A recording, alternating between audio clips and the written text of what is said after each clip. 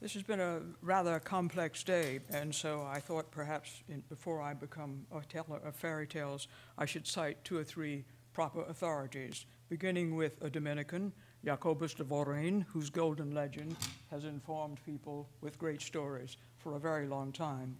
But then a couple of points from Chesterton. Fairyland is a place of positive realities, plain laws, and a decisive story.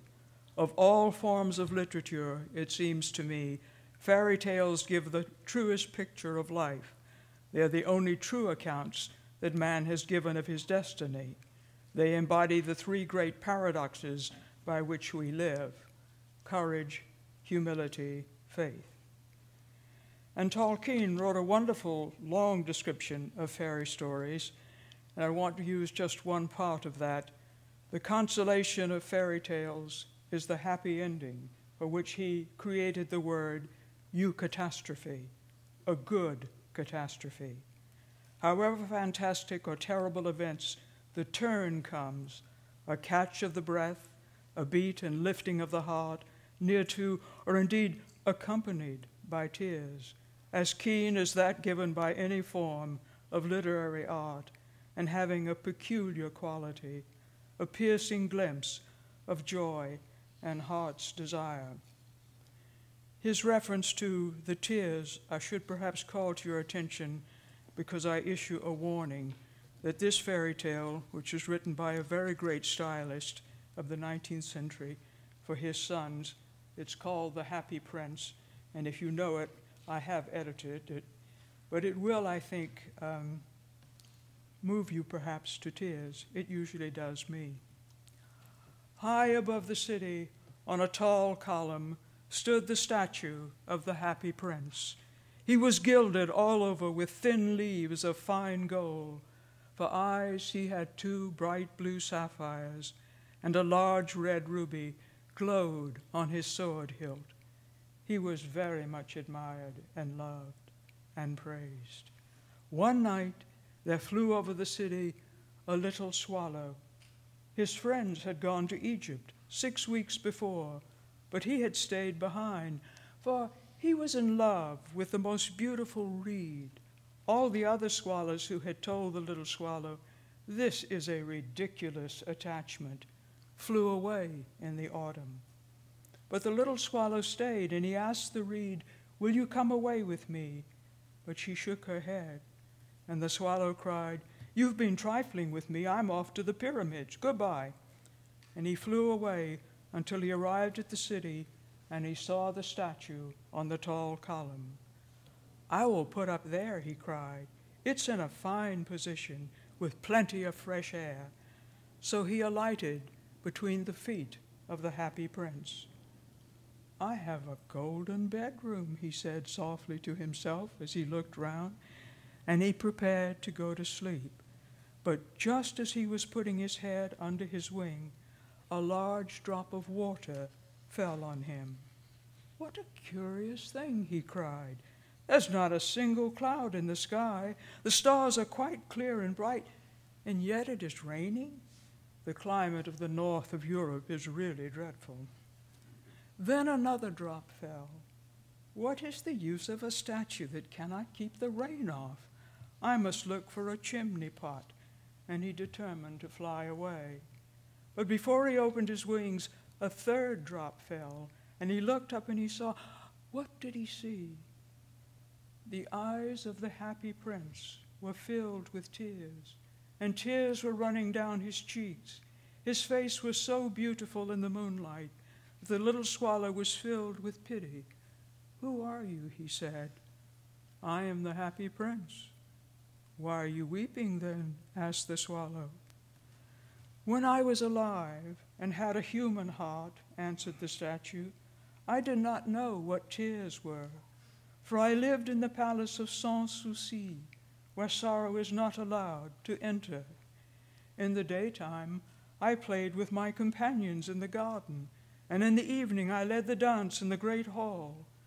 Round the garden ran a very lofty wall, but I never cared to ask what lay beyond it.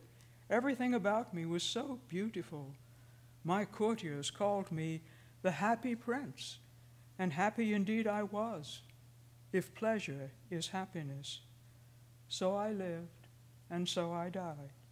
And now that I am dead, they've put me up here so high that I can see all the ugliness and all the misery of my city. And though my heart is made of lead, yet I cannot choose but weep. Far away, he continued, far away in a little street there is a poorhouse. One of the windows is open, and through it I can see a woman seated at a table. Her face is thin and worn, and she has coarse red hands, all pricked by the needle because she's a seamstress. She is embroidering a satin ball gown for a maid at court. In a bed in the corner of the room, her little boy is lying ill. He has a fever and is asking for oranges. His mother has nothing to give him but a drink of river water, so he is crying. Swallow, swallow, little swallow, will you not bring her the ruby out of my sword hilt? My feet are fastened to this pedestal, and I cannot move. The swallow replied, I'm waited for in Egypt. My friends are flying up and down the Nile, and soon will sleep in the tomb of the king. Swallow, swallow, little swallow, said the prince, will you not stay with me for one night and be my messenger? The boy is so thirsty, and the mother so sad. Although the swallow did not like boys, they often threw stones at him, the happy prince looked so sad that he agreed. It is very cold here, but I will stay with you for one night and be your messenger. Thank you, little swallow, said the prince. So the little swallow picked out the great ruby from the prince's sword, and he flew away with it in his beak over the city until he came to the poorhouse. The boy was tossing feverishly in his bed, and the mother had fallen asleep. She was so tired. The swallow hopped in and laid the great ruby on the table beside the woman's thimble. Then he flew gently round the bed, fanning the boy's forehead with his wings. How cool I feel, said the boy. I must be getting better. And he sank into a delicious slumber. Then the swallow flew back to the happy prince and told him what he had done. It is curious, he remarked, but I feel quite warm now, although it is so cold. That is because you have done a good action, said the prince. And the little swallow began to think, and then he fell asleep. Thinking always made him sleepy. The next day, the swallow flew around and admired the city, and the bird's unusual presence at this time of year was noted. In high spirits, he returned to the prince and he said, Tonight I go to Egypt. Have you any commission for Egypt? Swallow, swallow, little swallow, said the prince, will you stay with me one night longer? Again the swallow said, I'm waited for in Egypt, and he described its wonders. Swallow, swallow, said the prince, far away across the city, I see a young man in a garret. He's leaning over the desk covered with papers and a jar with withered violets, and he's trying to finish his play, but he's too cold to write anymore. There's no fire in the grate, and hunger has made him faint. The swallow, who really had a good heart, said, I will wait with you one night longer. Shall I take him another ruby? Alas, I have no ruby now, said the prince. My eyes are all that I have left. They are made of rare sapphires.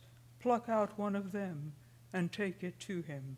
He will sell it to a jeweler and buy firewood and finish his play. Dear prince, said the swallow, I cannot do that. And he began to weep.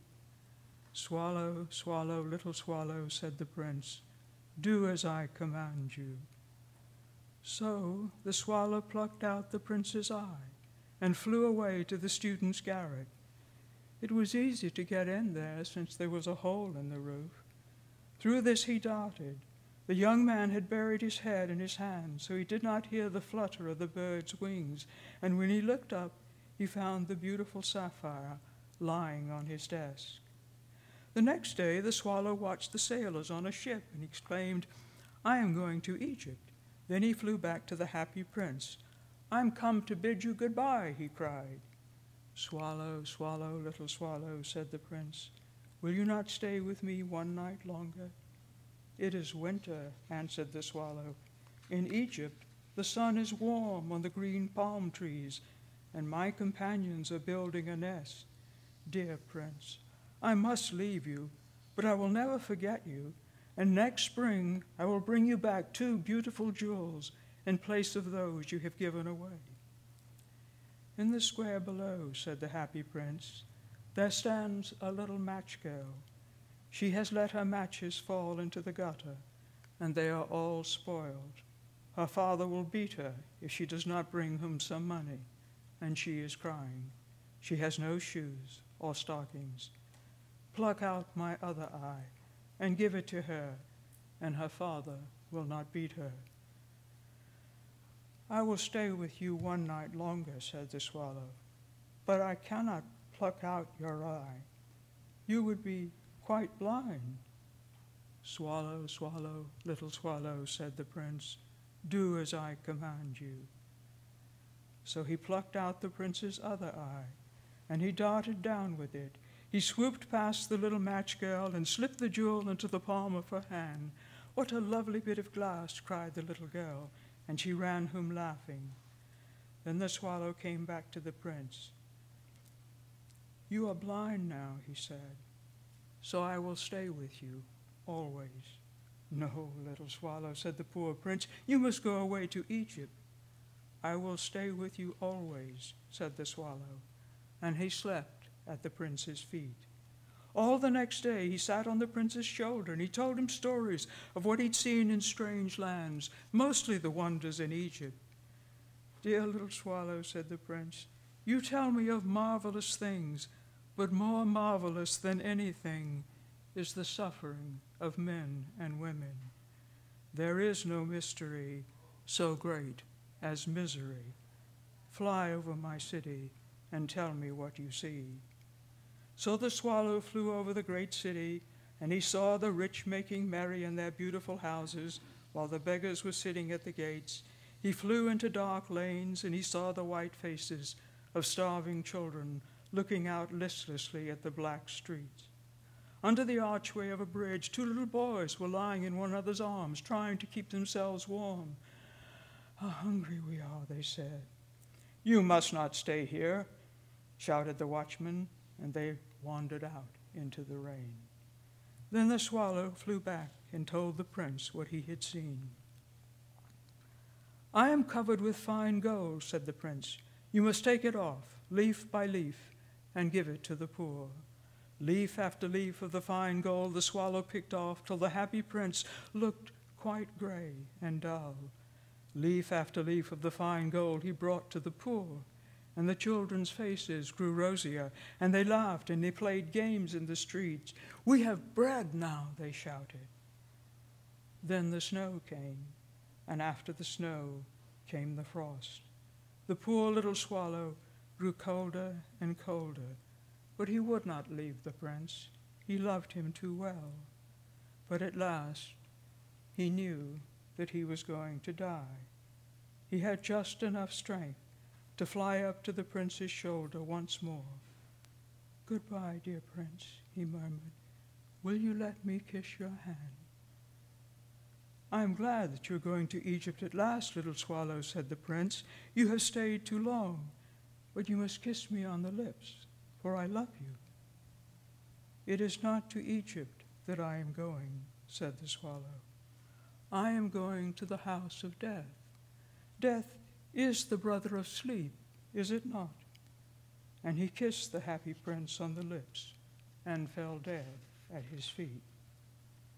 At that moment, a curious crack sounded inside the statue, as if something had broken. The leaden heart had snapped right in two.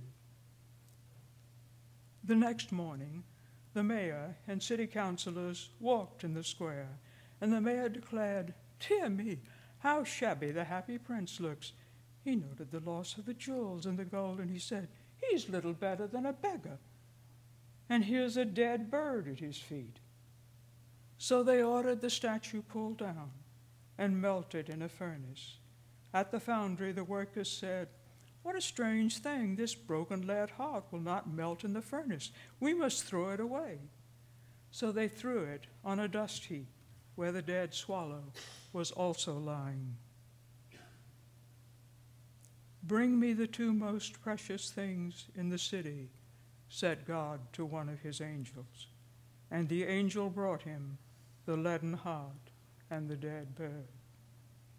"You have chosen rightly," said God, "for in my garden in paradise the little bird shall sing forevermore, and in my city of gold the happy prince shall praise me."